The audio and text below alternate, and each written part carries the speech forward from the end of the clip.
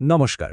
আজ আমরা 2019 সালের WBPDCL office executive computer proficiency টেস্টের প্রশ্নপত্রটা নিয়ে একটু আলোচনা করব।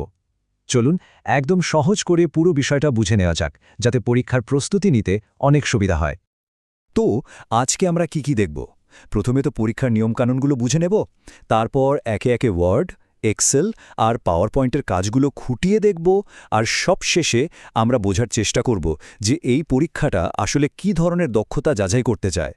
চলুন শুরু করা যাক। তো সবার আগে চলুন নিয়মগুলো জেনে নেই, কারণ যে কোনো পরীক্ষার কাঠামোটা ঠিকঠাক বোঝা কিন্তু সাফল্যের প্রথম ধাপ। এই যে নম্বরের বিভাজনটা, এটা কিন্তু খুব ইন্টারেস্টিং। খেয়াল করে দেখুন, মোট 20 নম্বরের মধ্যে 10 নম্বরই রাখা হয়েছে ওয়ার্ড প্রসেসিংয়ের জন্য। মানে বুঝতেই পারছেন এই সেকশনটা কতটা গুরুত্বপূর্ণ। আর এই সব কিছু করার জন্য সময় পাওয়া যাবে মাত্র 1 ঘন্টা। তার মানে টাইম ম্যানেজমেন্ট কিন্তু এখানে একটা বড় ফ্যাক্টর। দেখুন, এই স্লাইডটা কিন্তু একটা খুব জরুরি জিনিস আমাদের শেখায়, আর সেটা হলো ডিটেলসের ওপর মনোযোগ দেওয়া। মানে এই যে ফাইল আর ফোল্ডারের নাম লেখার নির্দিষ্ট নিয়ম, এটা যদি ঠিকঠাক ফলো না করা হয় তাহলে কিন্তু নম্বর কাটা যেতে পারে। তাই প্রত্যেকটা নির্দেশ খুব ভালোভাবে মেনে চলা দরকার।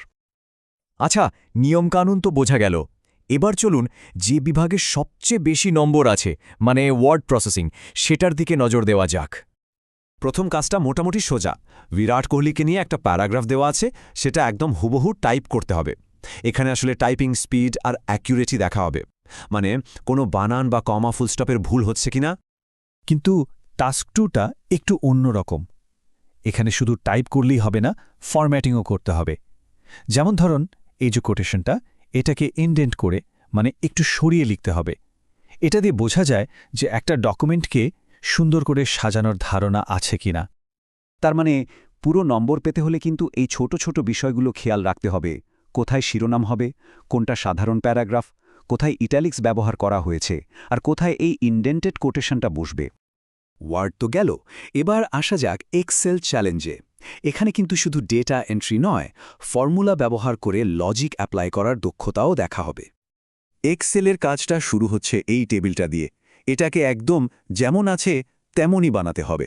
যে কোনো অফিসের কাজেই তো নির্ভুলভাবে ডেটা এন্ট্রি করাটা খুব জরুরি, আর এই কাজটা ঠিক সেই স্কিলটাই পরীক্ষা করে। আসল চ্যালেঞ্জটা কিন্তু এর পরে। এই যে রিসিভ ডেট কলামটা, এটা ফিল আপ করতে হবে একটা লজিক দিয়ে। নিয়মটা কি? যদি সেন্ড ডেট মাসের 1 থেকে 15 তারিখের মধ্যে হয়, তাহলে রিসিভ ডেট হবে ওই মাসেরই 30 তারিখ।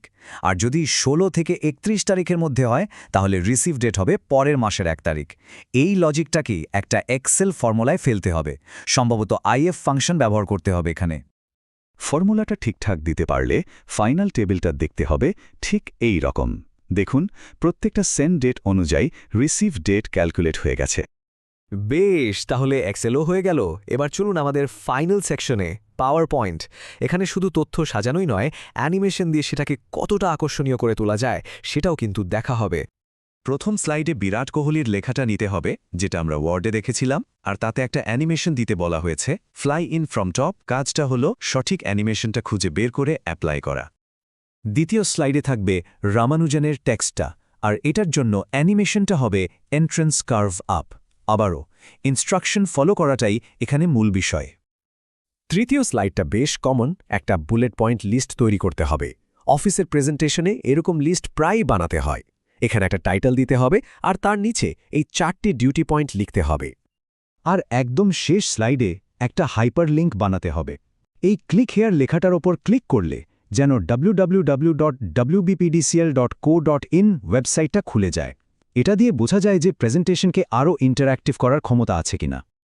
তো ওয়ার্ড, এক্সেল আর পাওয়ার পয়েন্টের এই সব কাজগুলো তো করা হলো, কিন্তু প্রশ্নটা হলো, এই পরীক্ষাটা আসলে কি মাপতে চাইছে? এটা কি শুধুই কয়েকটা সফটওয়্যার ব্যবহারের স্কিল টেস্ট, নাকি এর পেছনে আরও বড় কোনো উদ্দেশ্য আছে? আসলে এই পরীক্ষাটা শুধু সফটওয়্যার জানা বা না জানার বিষয় নয়, এটা তার চেয়েও অনেক বেশি কিছু যাচাই করে। যেমন ছোট ছোট ডিটেলসের উপর কতটা নজর আছে, নির্দেশগুলো কতটা অক্ষরে অক্ষরে পালন করা হচ্ছে, সময়টাকে কিভাবে ম্যানেজ করা হচ্ছে, আর কাজে কতটা নির্ভুলতা আছে। এই সব কিছুই কিন্তু একজন ভালো অফিস এক্সিকিউটিভের জন্য খুব জরুরি। সুতরাং শেষ কথা এটাই যে এই সহজ দেখতে কম্পিউটার টাস্কগুলো আসলে একজন ক্যান্ডিডেটের প্রফেশনাল অ্যাটিটিউড আর দক্ষতার একটা ছবি তুলে ধরে। তাই যখন প্রস্তুতি নেওয়া হবে তখন শুধু কিভাবে করতে হয় সেটা না শিখে কেন এই কাজগুলো দেওয়া হয়েছে সেটাও যদি একটু ভাবা যায় তাহলে কিন্তু অন্যদের থেকে অনেকটাই এগিয়ে থাকা সম্ভব।